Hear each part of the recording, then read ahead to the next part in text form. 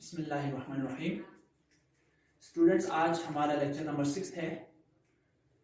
Exercise 1.1 हमने complete किया था। इसके बाद अगला टॉपिक है हमारे बुक के हिसाब से, वो है ऑपरेशंस ऑन सेट्स। क्या है आपके पास अगला टॉपिक? Operation on sets.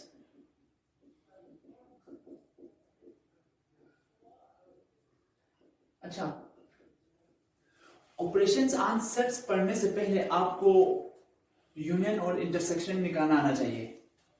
मेरे ख्याल से आप 7 में पढ़ के आए हैं, यकीनन सबको आता होगा। फिर भी मैं आपके लिए थोड़ा सा रिवाइज करता हूँ इस चीज को। यूनियन कैसे निकालते हैं, इंटरसेक्शन कैसे निकालते हैं। मिसाल के तौर पर आपके पास ए एक 1 2 3 है, एक सेट है। बी आपके पास एक सेट है 3 4 और 5 है। तो अगर हम ए यूनियन बी निकालना है, चले इंटरसेक्शन पहले करते हैं। ए इंटरसेक्शन बी, इंटरसेक्शन को उल्टा यू से शो करते हैं। ए इंटरसेक्शन बी निकालना है तो हम ऐसे निकालेंगे। तो ए को पहले लिखेंगे, फिर इंटरसेक्शन की साइन, फिर बी लिखेंगे 3 4 एंड 5। तो आपको पता है इंटरसेक्शन में हम क्या करते हैं, जो सेम नंबर्स है उसको लिखते हैं, सेम एलिमेंट्स को लिखते हैं। तो इन दोनों में सेम आपके पास क्या है, जो कॉमन जो एलिमेंट है वो 3 है। तो इसका मतलब ए इंटरसेक्शन भी आपके पास 3 आ गया। ए इंटरसेक्शन भी आपके पास क्या आ गया बेटा? 3 आ गया। तो ये इंटरसेक्शन ऐसे निकालते हैं, ये तो सबको पता होगा। इसी तरह ए यूनियन बी, ये हमने क्या निकाला? Intersection of set, intersection. इसी तरह यूनियन कैसे निकालेंगे? अब वही सेट हम लेंगे और ए यूनियन बी निकालेंगे। तो ए आपके पास क्या चीज है? 1 2 और 3। ए आपके पास 1 2 3, फिर यूनियन का साइन लगा दिया। यूनियन के लिए उल्टा यू ही लगाते हैं, कैपिटल। और 3 4 और 5, बी हमारे पास है 3 4 5। तो ए यूनियन बी क्या आएगा यहाँ पे? ए यूनियन बी में आपने सबको साथ लिखना है। जो कॉमन है उसको एक दफा लिखना है, और जो कॉमन नहीं है उन सबको एक एक दफा लिखना है। तो कॉमन यहाँ पे हमारे पास सिर्फ 3 है, तो इधर क्या आएगा? 1 2 3 और 3 तो आ गया, फिर 4 5। तो ये आंसर जो आएगा हमारे पास 1 2 3 4 और 5। तो ये ए यूनियन बी आ गया। ये आपको आना चाहिए, और ये हमने 7 में भी पढ़ा हुआ है। तो आज का मेन जो टॉपिक है वो ऑपरेशन ऑन सेट्स है।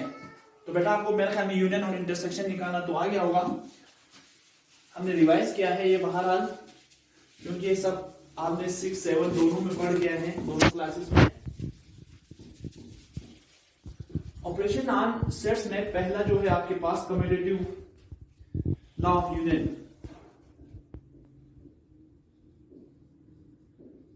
कम्यूटेटिव लॉ ऑफ यूनियन एक इंटरसेक्शन का भी है, एक यूनियन का भी है। तो ये क्या चीज है? अगर दो फर्ज करें, आपके पास 2 सेट है ए और बी। तो अगर आप ए यूनियन 2 सेट है आपके पास, एक ए दूसरा बी, तो अगर ए और बी का अगर यूनियन निकालेंगे तो वो हमेशा बराबर आएगा बी यूनियन ए के। ये है कम्यूटेटिव लॉ ऑफ यूनियन। अगर ए यूनियन बी निकालेंगे तो वो बराबर आएगा बी यूनियन ए के, वो बी यूनियन ए के बराबर होगा। इसी तरह कम्यूटेटिव लॉ ऑफ इंटरसेक्शन भी होगा। यूनियन एंड इंटरसेक्शन में साथ ही लिखता हूं ताकि टाइम आपका बच जाए। Union and intersection, union and intersection. अब इंटरसेक्शन का क्या हुआ? ये यूनियन का हो गया। अब इंटरसेक्शन का होगा ए इंटरसेक्शन बी बराबर होगा बी इंटरसेक्शन ए के। ये कम्यूटेटिव लॉ है। यकीनन आप समझ चुके होंगे कम्यूटेटिव लॉ को। इसके बाद अगला आपके पास है कम्यूटेटिव लॉ के बाद एसोसिएटिव लॉ। एसोसिएटिव लॉ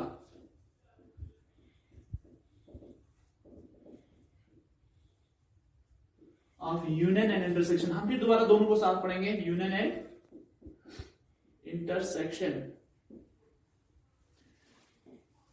इसमें आपके पास खास कर 3 सेट है। आपके पास कितने सेट्स हैं?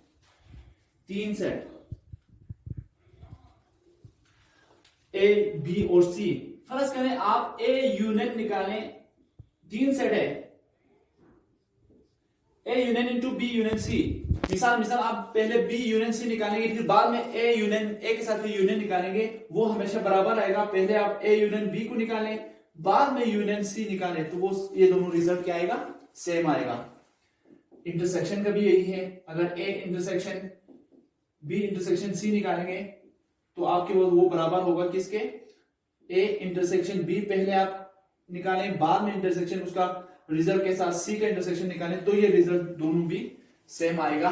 तो इसको कहते हैं associative law of union and intersection. ये यूनियन का है, ये इंटरसेक्शन का है। मैं स्पीड में पढ़ा रहा हूं बेटा ताकि जल्दी जल्दी खत्म हो जाए ये लॉस वगैरह। इसके बाद दो डिस्ट्रीब्यूटिव लॉज हैं। तो स्टूडेंट्स हमने पहले कम्यूटेटिव लॉ पढ़ लिया, फिर एसोसिएटिव, फिर तीसरा आपके पास है distributive law of distributive law. अब इसमें आपके पास डिस्ट्रीब्यूटिव लॉ ऑफ यूनियन और इंटरसेक्शन है, और फिर डिस्ट्रीब्यूटिव लॉ ऑफ इंटरसेक्शन और यूनियन है। डिस्ट्रीब्यूटिव लॉ ऑफ यूनियन और इंटरसेक्शन क्या है बेटा, इसमें यूनियन और इंटरसेक्शन दोनों शामिल है। फर्स्ट कर आपके पास तीन सेट है, आप अगर बी इंटरसेक्शन सी निकालें पहले, बी इंटरसेक्शन सी पहले निकालें, फिर उसके बाद यूनियन निकालें, वो एज इट इज सेम होगा, रिजल्ट सेम आएगा कि अगर आप ए यूनियन बी निकालें फिर ए यूनियन सी निकालें, फिर उन दोनों का इंटरसेक्शन निकालेंगे तो बिल्कुल यही चीज आपके पास डिस्ट्रीब्यूटिव लॉ ऑफ इंटरसेक्शन और यूनियन का भी है। इसमें क्या है आपके पास बी, पहले आप बी यूनियन सी निकालेंगे, फिर उसका इंटरसेक्शन निकालेंगे ए के साथ, वो सेम रिजल्ट आएगा। ए इंटरसेक्शन बी पहले निकालेंगे, फिर ए इंटरसेक्शन सी निकालेंगे, फिर उन दोनों का यूनियन निकालेंगे तो ये था डिस्ट्रीब्यूटिव लॉ आपके पास। इस एक्सरसाइज इस चैप्टर में सबसे जो मेन इंपॉर्टेंट जो टॉपिक है आपके पास इस चैप्टर नंबर 1 में सेट में जो सबसे मेन जो इंपॉर्टेंट जो टॉपिक है आपके पास वो है डिमोर्गन्स लॉ। सबसे इंपॉर्टेंट टॉपिक है बेटा, यही चीज आप 8 में अभी ये चीज भी आप फर्स्ट टाइम पढ़ेंगे आप।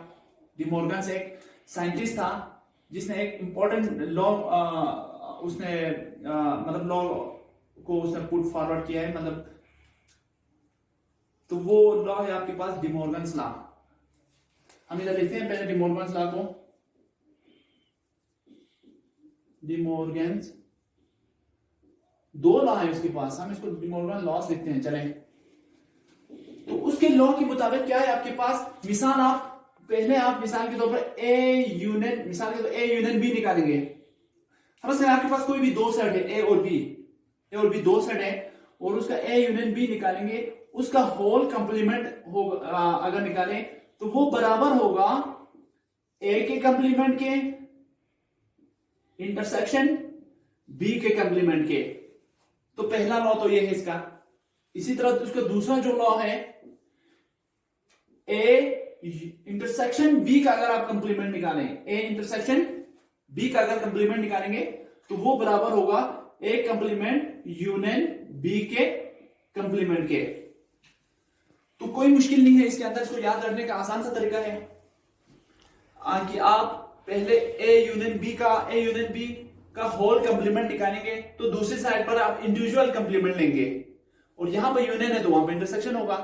देखो याद रखने का आसान तरीका, फर्ज कर आपने ए यूनियन बी लिख दिया और उसको होल कंप्लीमेंट लिखा, तो एक तरफ आपने यूनियन लिखा है तो दूसरी तरफ इंटरसेक्शन लिखना है, दूसरी तरफ इधर यूनियन लिखा है तो दूसरी तरफ हमने इंटरसेक्शन लिखना है, इधर होल कंप्लीमेंट लिखा है तो दूसरी तरफ आपने इंडिविजुअल अलग अलग कंप्लीमेंट लगाना है।